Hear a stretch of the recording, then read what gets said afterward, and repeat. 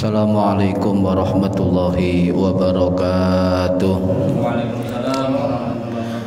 Bismillahirrahmanirrahim. Ila hadratin nabiyil mustafa Muhammad sallallahu alaihi wasallam wa ala alihi wa sahbihi ajma'in. Lahumul Fatihah.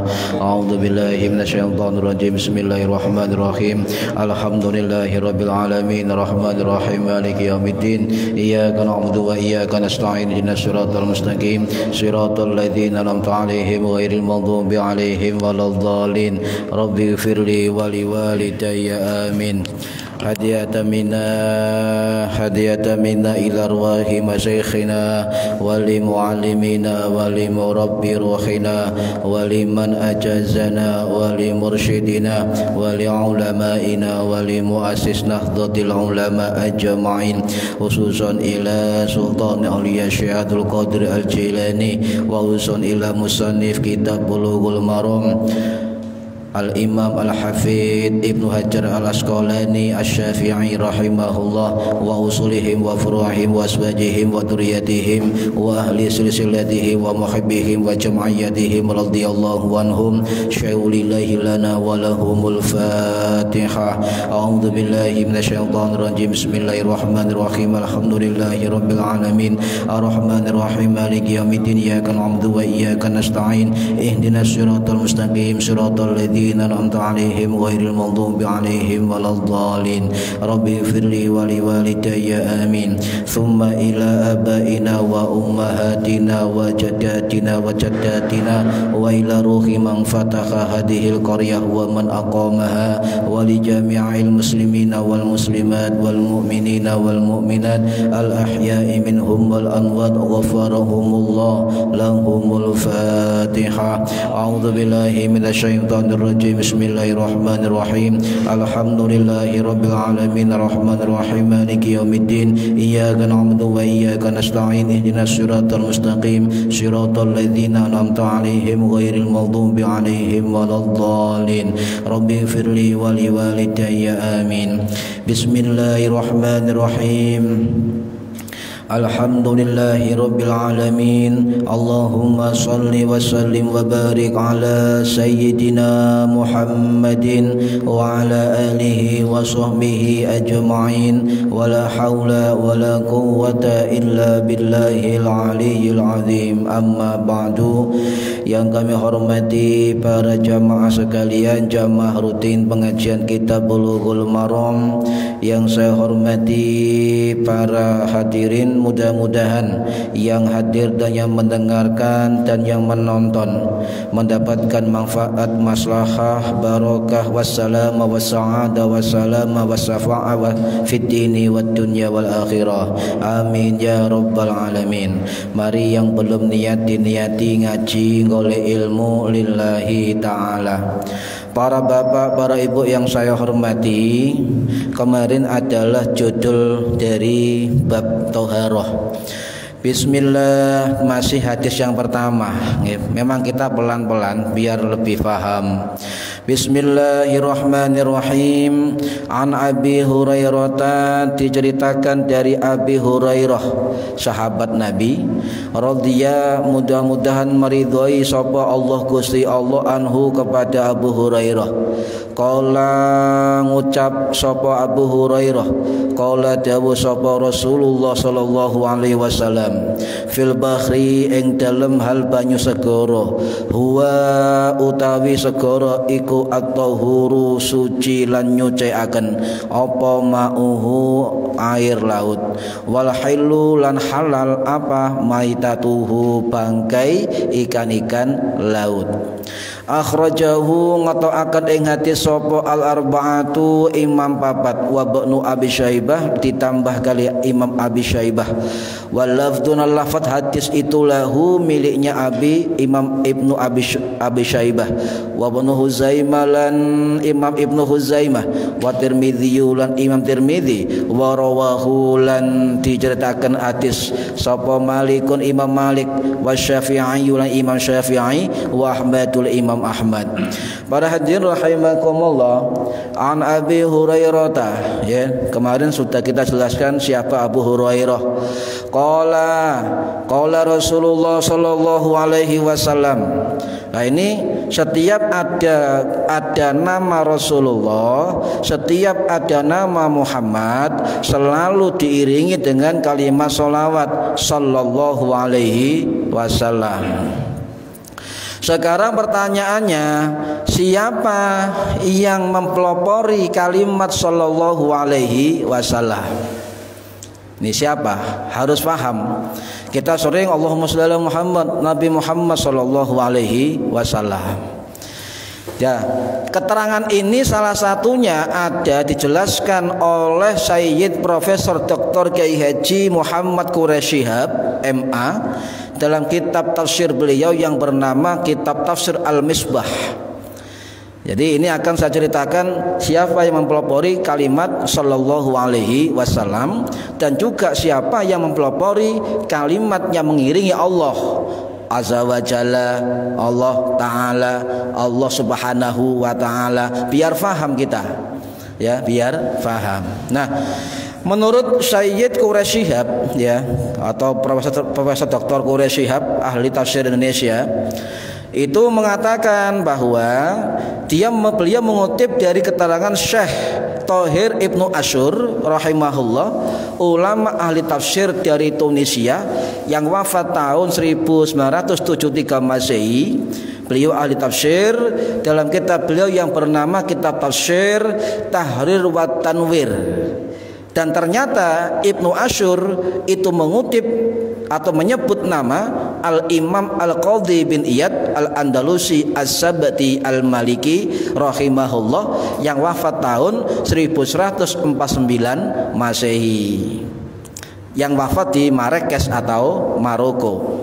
Nah, ternyata kalimat sallallahu alaihi wasallam menurut Profesor Quraisy Shihab itu dimotori oleh Al-Qadhi bin Iyad, salah satu ulama tabi'ut tabi'in. Ya, ini baru paham nih ya. Ya, zaman dulu tidak ada, berarti kalau dikategorikan zaman Nabi tidak ada, berarti bid'ah. Tapi faktanya orang-orang salaf, siapapun mazhabnya, siapapun ulamanya, ustadznya, pasti ketika ada nama Muhammad pasti menyebut sallallahu alaihi wasallam atau sallallahu alaihi wasallam. Ini harus tahu sejarahnya. Ya, jadi orang-orang mengatakan bid'ah tiap hari, kalau konsisten dengan kebid'ahannya, maka harusnya dia juga mengakui bahwa sallallahu alaihi wasallam itu kalimat sholawat yang dipelopori oleh Qadhi bin Iyad. Paham ya? Ini. Nah, kemudian apalagi berarti kalimat sallallahu alaihi wasallam dipelopori oleh ulama-ulama hadis. Paham gitu? Oh, berarti sallallahu alaihi wasallam itu abad 400-an Hijriah, ya.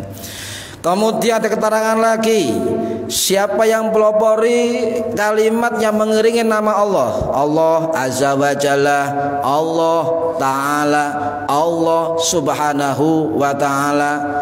Nah, di dalam keterangan beliau yang mempelopori kalimat itu adalah ulama Syafi'i yang bernama Imam Nawawi Asy-Syafi'i rahimahullah yang wafat tahun 1277 Masehi di Suriah.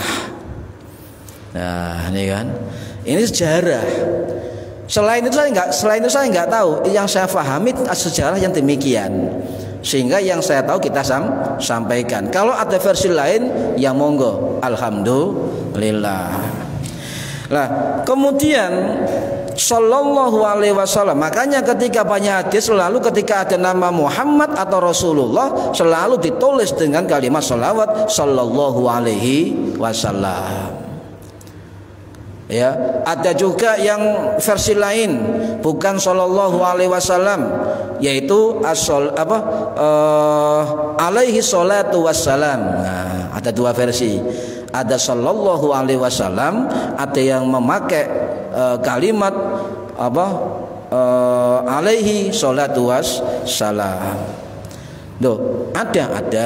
Contoh dalam kitab Wasiyatul Mustafa karyanya Al-Imam Al-Muhaqqiqin, Al-Imamul Muhaqqiqin wa Zubdatul Arifin, Syekh Ahmad Abdul Wahab Asy-Sya'rani Asy-Syafi'i rahimahullah yang wafat tahun 1565 Masehi di Mesir. Dalam kitab beliau Wasiyatul Mustafa itu khusus kitab hadis yang berisi pesan Kanjeng Nabi Muhammad SAW khusus kepada menantunya Sayyidina Ali bin Abi Thalib karamallahu wajhah. Jadi ada kitab namanya Wasiyatul Mustafa, isinya adalah hadis-hadis pesan khusus kepada Ali bin Abi Thalib yang bisa saya ngaji tiap malam Jumat di rumahnya. Itu kitab Wasiyatul Mustafa. Selalu ketika ada kalimat Rasulullah atau Muhammad, beliau menulis alaihi salatu wassalam. Apakah sama? Sama. Mek diwolak-walik kalimatnya sama. Nggih. Paham nggih? Ini selalu alaihi salatu wassalam. Nah, sekarang saya akan ceritakan sebelum yang lain. Makanya saya katakan pelan-pelan kita ngaji. Walaupun satu hadis bisa 3 pertemuan ya. Saya penting paham. Nah, apakah orang yang mengucapkan sholawat secara lesan ya sama dengan pahalanya orang yang menulis sholawat dengan tulisan? Apakah sama? Sama pahalanya. Ya, sama. Bahkan Imam Nawawi rahimahullah dalam kitabnya, dalam muqaddimah kitabnya, kitab Al-Minhaj Syarah Sahih Muslim, Imam Nawawi Asy-Syafi'i rahimahullah berpesan kepada umat Islam, ketika ada nama Rasulullah, ada nama Muhammad, maka seseorang jangan bosan untuk mengulang-ulang membaca sallallahu alaihi wasallam atau menulis sallallahu alaihi wasallam. Sebab siapa yang tidak melakukan itu, kata beliau, maka dia termasuk orang yang mengabaikan terhadap kehadiran Kanjeng Nabi Muhammad sallallahu alaihi wasallam, dan dia akan luput atau lolos atau tidak mendapatkan apa-apa kebaikan yang tersimpan di dalam kalimat sholawat Nabi Muhammad sallallahu alaihi wasallam. Jadi kalau ada sholawat di buku, di radio atau di qasidah atau di kaligrafi atau sampai menulis di kertas atau di HP sampean Muhammad sallallahu alaihi wasallam ya, itu tidak apa-apa, dianjurkan. Malah oleh Syekh Muhammad Nawawi Al-Bantani, ulama Nusantara yang wafat tahun 1897 Masehi di Mekah, dalam kitab Kasifatus Sajjah Syarah Safinatun Najah, beliau mengatakan secara tegas, siapa yang menulis sholawat dalam buku, dalam kitab, maka malaikat senantiasa akan berdoa untuknya selama masih tercatat sholawat tersebut di dalam tulisan. Ini ya. Makanya kiai-kiai kalau ngarang kitab, saya melihat kitab apapun pasti ketika ada nama Muhammad sallallahu alaihi wasallam dan muqaddimah kitab-kitab beliau pasti dimulai dengan alhamdulillah dan sholawat, dan diakhiri juga kalimat sholawat. Nah, panjenengan pasti ingin kan ketika di kuburan atau di alam mahsyar atau fi yaumil qiyamah, tulisan-tulisan sholawat sampai yang sampai tulis itu menjadi saksi ya, selama itu pula mendoakan kita semua. Apalagi yang duduk di sini nyun sewu, orang yang menunggu sholat selama tempat sholatnya, menunggu sholat selanjutnya ya, kata Nabi, yaqulu, maka akan berdoa malaikat, Allahumma firlahu, Allahumma arhamhu. Dengan masjid dan musola, duduk dalam musola dalam masjid selama niat menunggu sholat berikutnya, sholat isya, maka selama itulah malaikat berdoa untuk kita, Allahumma firlahu, ya Allah ampuni dosanya, Allahumma arhamhu, ya Allah kasih sayangilah dia, selama kita duduk menunggu sholat berikutnya. Loh Bu, double panjenengan niki wis nunggu sholat isya, wis majelis ilmu. Ini umpama pahala ketok moto terlihat mata, ya Allah, insya Allah gak cukup musola niki. Gak cukup sampai mereka urutane mereka peke. Nah, berhubung gak kelihatan, ya akhirnya orang tidak melihat keutamaan yang tersimpan di dalam majelis-majelis yang penuh dengan kebaikan niki. Nah, kemudian ada lagi ulama lain yang mengatakan, termasuk Syekh Abdul Mu'ti Asy-Syamlawi Asy-Syafi'i rahimahullah. Beliau mengatakan siapa yang menulis sholawat dalam buku-bukunya, menulis sholawat di dalam apapun media yang baik, ya, maka malaikat akan senantiasa mendoakan keberkahan dan ampunan untuknya. Ini sampean mumpung saya urip, ayo memperbanyak membaca sholawat. Sembayang kita belum tentu diterima, amal kita belum tentu diterima, kebaikan kita belum tentu diterima, tetapi satu ibadah yang pasti diterima adalah membaca sholawat. Nah, para hadirin rahimakumullah, bahkan ada hadis, ya, ada hadis saya sebutkan biar mantap panjenengan kali kula dalam kitab Kifayatul Adqiya wa Minhajul Asfiya karangannya Said Al-Bakri, Sayyid Abu Bakar bin Muhammad Zainal Abidin Asy-Syatta Al-Maki Asy-Syafi'i yang wafat tahun 1843 Masehi di Mekah. Beliau mengatakan ada hadis yang berbunyi, man shalla alayya fi kitabi, barang siapa yang bersolawat kepadaku fi kitabi, di dalam kitabnya, di dalam tulisan, lam tazalil malaikatu, maka tidak akan berhenti malaikat, tastaghfiru, meminta ampun lahu kepadanya, madama ismi fi dzalikal kitab, selama masih ada namaku di dalam kitab tersebut. Ini ada dalam riwayat Imam Tabarani, ya, yang wafat tahun 971 Masehi dalam kitab Al-Mu'jamul Kabir dan juga kitab Al-Mu'jamul Awsat. Dan ternyata kita telusuri hadis ini bersumber dari sahabat Abu Hurairah dan sahabat Ibnu Abbas radhiyallahu anhuma. Loh, ada hadisnya. Loh, kalau nggak ada hadisnya, kenapa ulama-ulama ngarang-ngarang kita pakai sholawat? Alhamdulillah. Coba sama jenengan sambutan apapun, nggih, sambutan, ceramah, tausiah, khutbah, pasti ada bacaan sholawat. Ini harus kita pertahankan untuk membaca kalimat sholawat. Para hadirin rahimakumullah, bahkan para ulama-ulama kita, guru-guru kita, termasuk guru mursyid kita sholawat Gus Kahar pernah dawuh, selayaknya kita menjaga tradisi membaca sholawat jika dilesankan dan tradisi menulis sholawat jika dituliskan, ya. Jangan bosan, jangan jemu nanti lesan-lesan yang bersolawat dan tulisan-tulisan yang bersolawat mereka akan hadir nanti fi yaumil qiyamah. Nah niki, mumpung saya ono waktu kanggo solawatan, ya. Ibu-ibu sering kula elingaken, ayo solawat minimal ping 1000 sedina. Ya nggih, niku amalia ibu-ibu gede-gede, ulama gede-gede niki.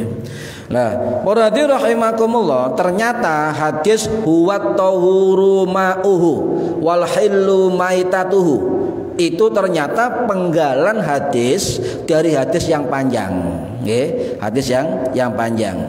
Qala Rasulullah sallallahu alaihi wasallam fil bahri, ya. Nah, kalimat fil bahri kata guru saya ini adalah ucapan tambahan dari pengarang kitab Ibnu Hajar Al-Asqalani Asy-Syafi'i rahimahullah.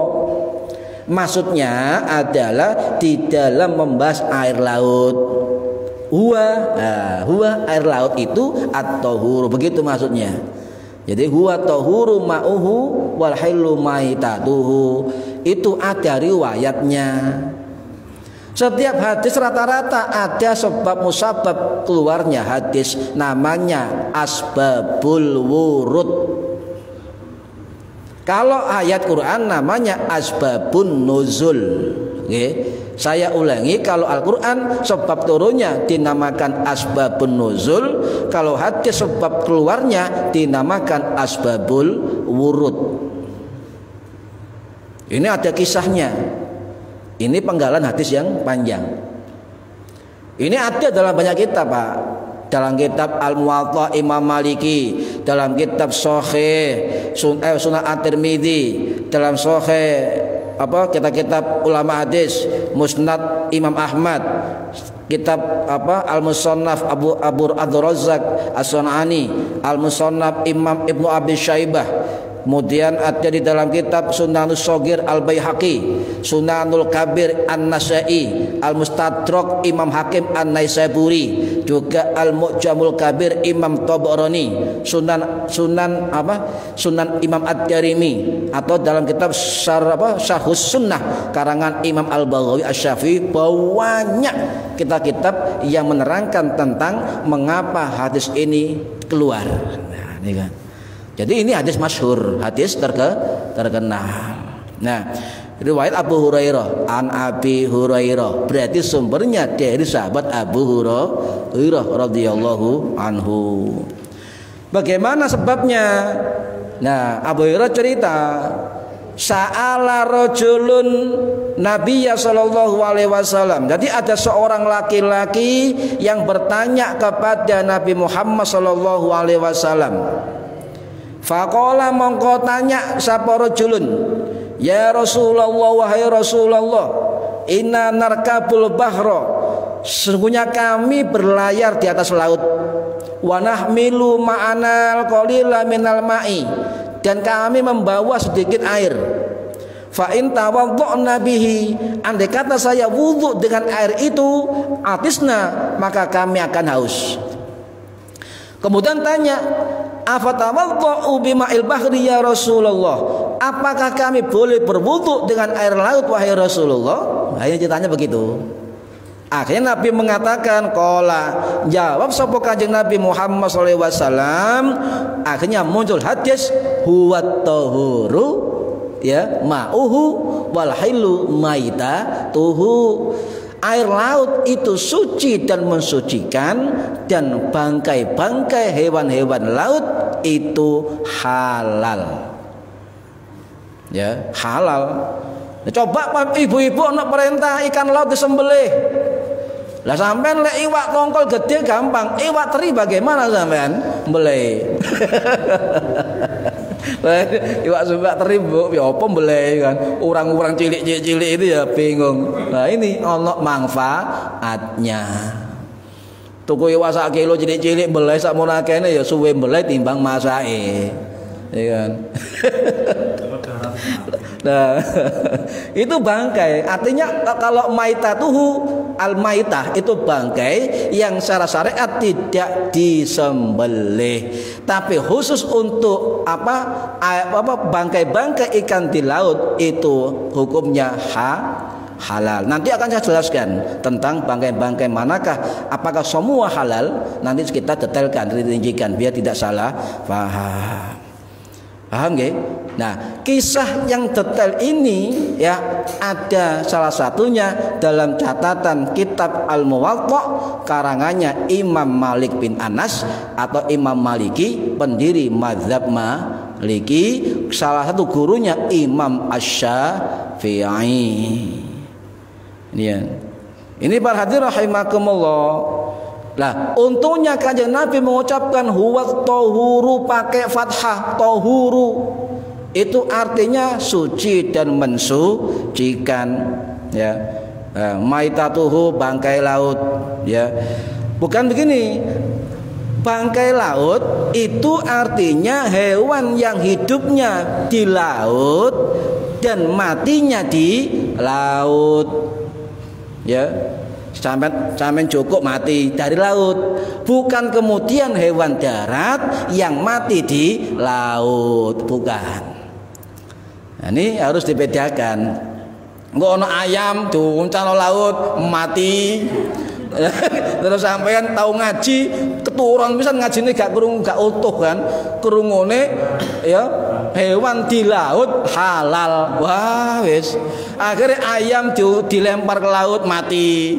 Ya, kemudian apa lagi? Ya, coba dilempar ke laut mati halal. Lah, ini salah kaprah.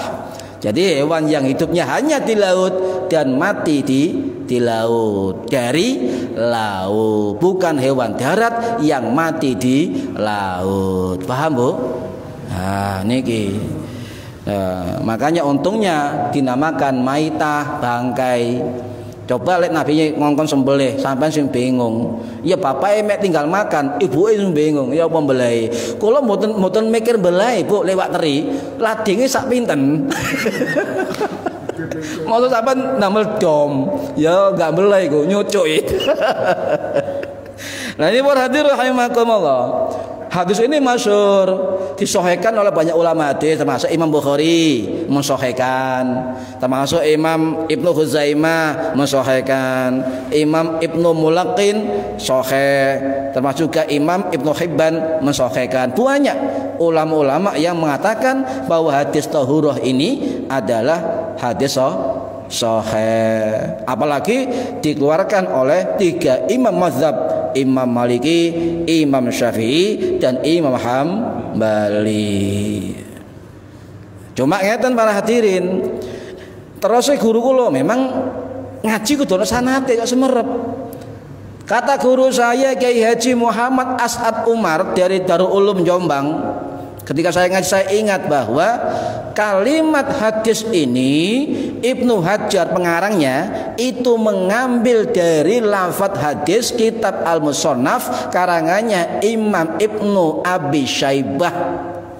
Ya, bukan dari hadis lain karena berbagai isi hadis itu berbeda tapi maksudnya sama. Contohnya ngeten, huwa fil bahri ing dalam hal banyu segara.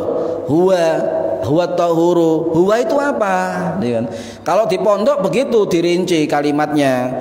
Huwa itu apa? Oh, huwa itu adalah mubtada, kembali kepada lafadz al-bahr atau laut. Ngoten. Loh, kalau ada mubtada apa khobarnya? Khobarnya itu ada khobar jumlah berbentuk jumlah, yaitu lafadz at-tahuru ma'uhu. Kalau dirinci lagi kalimat huwa, kata huwa itu bisa dimaknai begini. Itu dhamir betul, bisa juga menjadi dhamir sya'ni. Apa itu? Kata ganti yang fungsinya memberitahukan pentingnya sesuatu informasi. Jadi huwa ini bisa dhamir sya'ni, sangat penting disampaikan kepada kita. Nih kan? Sangat penting. Jadi saya dulu mondok sanawiyah kelas 1 itu wajib untuk setiap hari itu 3 hadis, termasuk hadis tahura ini, toharo ini. Ya, saya lali kitab berapa tahun yang lalu. Tapi sekarang ngaji lagi, alhamdulillah. Nah, itu at-tahur. Nabi mengatakan at-tahuru. Loh, itu at-tahuru bukan at-tuhuru memakai fathah. At-tahuru. Kenapa at-tahuru dibaca fathah tahur? Sebab makna tahur itu mutahhir. Apa? Sesuatu yang bisa dipakai bersuci dan mensucikan. Jadi air laut itu air at-tahur, maksudnya adalah mutahhir yang bisa dipakai untuk suci dan mensucikan. Ya, jadi itu kalau dibaca dhamma misalnya huwat tuhur, ya huwat tuhur. Tuhur itu artinya kesucian yang masdarnya dari kata tahura, belum pas, ya. Yang pas adalah pakai fathah, huwat tahur. Berarti itu suci dan mensucikan.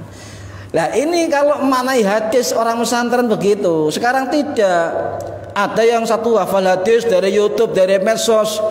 kemudian merasa pintar, bukan pintar maknai, pintar ngapal notok. Sehingga pura-pura merasa pintar hadis.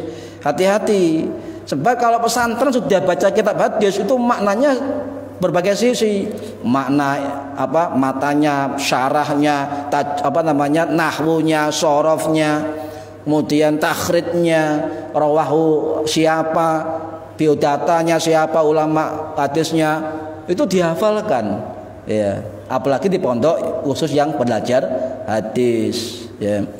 Jadi apakah sulit? Tidak, tergantung yang mempelajari. Ma'uhu, air, hu itu dhamir yang balik ke al-bahr, ya. Jadi air laut dan seterusnya. Dan ketika kita pelajari betul, Ibnu Hajar Al-Asqalani mengambil lafaz hadis ini dalam kitab Al-Musannaf Imam Ibnu Abi Syaibah, ya, yang wafat tahun 849 Masehi, dengan pakai wawu wal hilu. Jadi kalimat yang mencirikan perbedaan antara redaksi hadis imam lain dengan Imam Abi Syaibah, kalau lafaz Abi Syaibah itu pakai wawu wal hilu, begitu. Kalau yang lain tidak pakai wawu, al hilu. Ada ciri redaksi imam-imam hadis.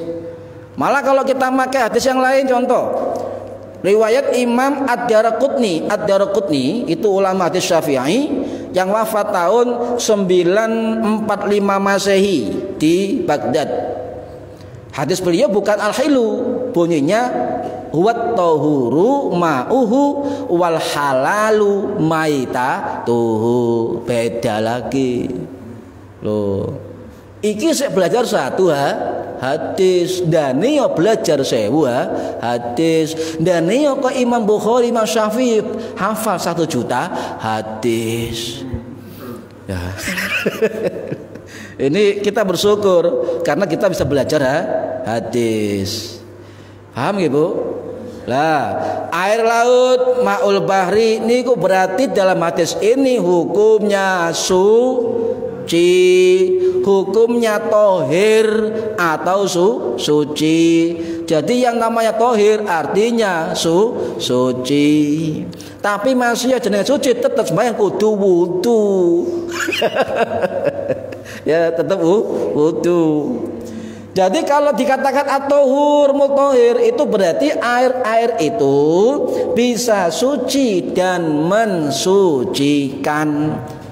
Sebab air laut termasuk fikih air itu air mutlak. Air mutlak, ya, air mutlak bisa menghilangkan hadas dengan cara wudu atau mandi besar, bisa juga menghilangkan najis. Ini dimaksud dengan at-tahur mutahhir tadi, ya. Di sembarang ono maknane, tidak sembarangan, ya. Kalau orang belajar kitab hadis tidak ada gurunya, ya bingung kita. Dari mana kita mendapat keterangan dari kitab hadis selain dari guru-guru kita. Saya belajar kitab ini dua kali hatam kitab niki ke Kiai Haji Muhammad Asad Umar, ya, rahimahullah, yang wafat tahun 2014 yang lalu. Ya, kemudian beliau belajar di Pondok Solo, Kiai Umar Abdul Manan, Jamsaren Solo. Kiai Jamsaren itu sanadnya sampai ke Tremas Pacitan sampai ke Sayyid Abbas Al-Maliki, sampai Jai Dahlan, sampai mengarang kitab. Juga beliau infonya sanad keilmuannya juga dari Kerapiak Yogyakarta, Kiai Haji Ali Maksum. Nah, ini berarti kita punya sanad keilmuan sampai pengarang kitab Ibnu Hajar Al-Asqalani. Insyaallah barokah. Nggih, insyaallah barokah. Nah, para rahimakumullah, tetapi di dalam fikih dikatakan walaupun itu air laut yang bersifat at-tahur atau mutahhir atau air mutlak, tetap hukum fikih itu dilakukan apa? Selama air laut itu tidak berubah rasanya, tidak berubah baunya, tidak berubah warnanya. Kalau ada air yang berubah namanya air mutaghayyir, air yang berubah dari statusnya. Contoh, air laut kan ombong, Ibu, luas. Nah, itu kena limbah, ya. Kena limbah. Apakah seluruh air laut sak dunia itu kemudian air mutaghayyir? Bukan. Yang cuma di situ aja yang tidak bisa dipakai untuk bersuci karena sudah terdapat limbah-limbah. Tidak hanya tidak pakai bersuci, juga membahayakan manusia. Paham ya? Air laut suci, mari ngaji turu kerungunya dengar cuma air laut suci ngono tok. Akhirnya pas lunga-lunga kemana, pergi kemana-mana ada laut, di situ ada campur gak karu-karuan, ono batang tikus barang dipakai wudhu misalnya di pinggir pantai. Ya jangan, cari yang tempat yang tidak ada kotorannya. Begitu. Ya, tetap berlaku fikih. Jadi bedanya begini, kalau Nabi mengatakan wal hailu maitatuhu, bangkai laut itu halal, ya, tanpa disembelih, namanya bangkai, ya, namanya bangkai. Kalau ikan bangkai halal, kalau manusia ayam dan sembelih bangkai haram, tapi kalau ikan di laut halal. Nah ini bedanya. Kalau hewan tanpa disembelih secara syariat namanya al-maitah atau bangkai, tapi kalau disembelih secara syariat namanya adzabihah, hewan sembelihan. Makanya kalau ada ayam sampeyan kira-kira loloron ya, kok sekarat ya. Nah, sak durunge mati sampean sembelih. Ya. Kalau wis kikuk gak obah, diam, gak bergerak, mate, ya bongkok, ya, gak bisa dimakan sebab sudah menjadi bangkai. Jangan eman ayam larang. Kalau sing ruh wis mati sembelih, dimasak, dikai kunir-kunir cek ketok apa seger titi, jangan. Itu berdosa. Nggih.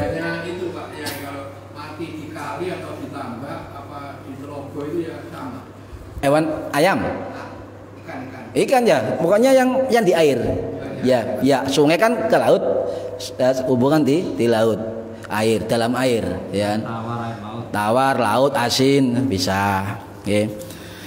Nah, kemudian bangkai lautan halal, untung halal bu. Coba lihat sampean ikan laut harus disembelih, insya Allah iwak teri gak payu. Nggak laku, boleh terus pundi sampean, ya. Nah, ini nggak usah disembelih.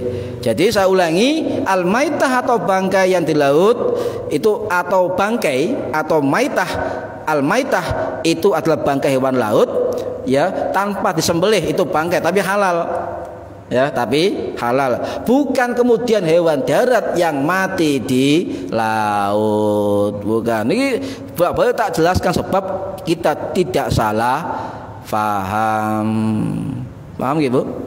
Sementing paham, ya, sementing paham. Nah, terakhir para hadirin rahimakumullah, ternyata hadis ini menjadi sumber hukum yang bisa menjadi kekuatan hukum. Sumber apa? Rujukan dari hukum Islam.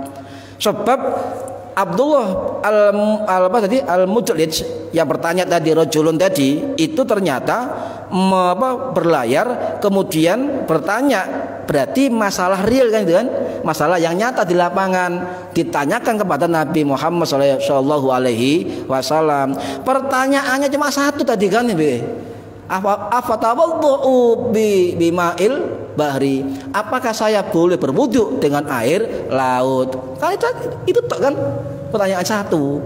Nabi menjawab dua. Apa jawaban Nabi? Jawaban Nabi adalah tadi, huwat tahuru ma'uhu wal hillu maitatuhu. Itu jawaban Kanjeng Nabi. Cerdas jawabannya. Kanjeng Nabi cerdas. Kenapa cerdas? Sebab Nabi mengatakan bahwa menjawab dengan banyak penjelasan itu bagus.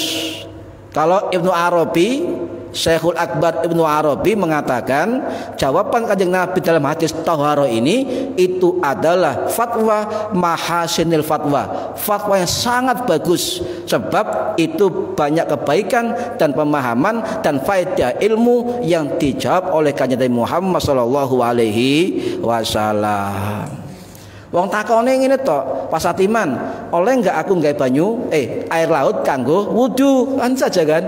Jawab Pak Satiman, air laut iku suci, bangkai ikannya halal. Loh, kok nyebar jawabannya banyak? Tidak apa-apa. Ya, malah kata ahli hadis cerdas Nabi itu. Cerdas sebab pertanyaan dia akan berefek pada pertanyaan yang lain, dan jawaban Nabi itu menjawab semua keraguan atau permasalahan ke depannya. Ya. Oh, hadis ini adalah sumber hukum. Sehingga kita ambil hikmah apa? Satu, ya, ternyata hadis ini jawaban Nabi itu menghilangkan prasangka bahwa bolehnya bersuci hanya dalam kondisi darurat saja, menghilangkan itu. Dia pertanyaannya kan, ya Rasulullah, apakah kami boleh wudu dengan air laut? Kan itu. Khawatir Nabi jawab, misalnya jawab, oh boleh, misalnya kan, boleh. Berarti nanti orang akan banyak penafsiran. Oh berarti lek ono banyu kayak ngombe, lek make banyu itu kita kehausan, saat itu kejadian kita boleh pakai air laut. Ini nanti begitu penafsirannya. Ternyata tidak. Nabi luas jawabannya. Huwa tahuru ma'uhu. Air laut itu suci. Loh, enak jawabannya, ya suci. Sampai ada air sumur, ada air apapun di pinggir pantai, tapi ada air laut, apakah boleh pakai air laut? Boleh, ya boleh, ya. Sebab jawaban Nabi sangat luas. Jadi menghilangkan kesan bahwa air laut hanya digunakan untuk wudhu dalam kondisi darurat. Tidak, ini berlaku untuk semua air laut. Adzan. Yang kedua apa hikmahnya? Menghilangkan persepsi banyak orang air laut tidak hanya untuk wudhu saja, kan? Yang ketiga apa hikmahnya? Adalah sebagai penegas bahwa air laut itu boleh, ya, itu suci dan mensucikan. Tidak hanya untuk wudhu, tadi pertanyaan gitu kan? Afatawadhu, juga bisa untuk menghilangkan najis, bisa untuk mandi, bisa untuk wudhu dan sebagainya. Nggih, paham nggih? Nggih, mugi-mugi manfaat fitini wa dunya wal akhirah. Rabu depan kita hadis yang kedua. Al-Fatihah. Bismillahirrahmanirrahim. Bismillahirrahmanirrahim. Maliki yaumiddin. Iyyaka na'budu wa iyyaka nasta'in. Ihdinas siratal mustaqim. Shiratal ladzina an'amta 'alaihim ghairil maghdubi 'alaihim waladdallin. Rabbighfirli wa li walidayya. Amin. A'udzu billahi minasyaitonir rajim. Bismillahirrahmanirrahim. Allahumma shalli wa sallim ala sayyidina Muhammad walhamdulillahi rabbil alamin. Allahumma 'allimna 'ilmal Qur'an wa 'allimna 'ilma la ilaha illallah wa 'allimna min ladunka 'ilman nasiru bihi kamil mahyatil mamat. Wa sallallahu ala sayyidina Muhammad walhamdulillahi rabbil alamin. Wallahu a'lam bissawab. Assalamualaikum warahmatullahi wabarakatuh.